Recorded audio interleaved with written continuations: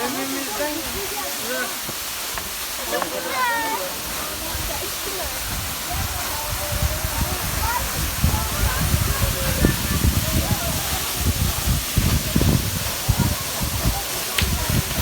Hadi.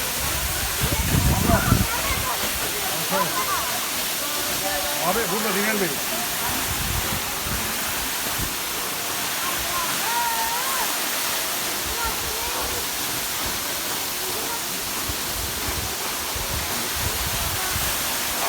İyi.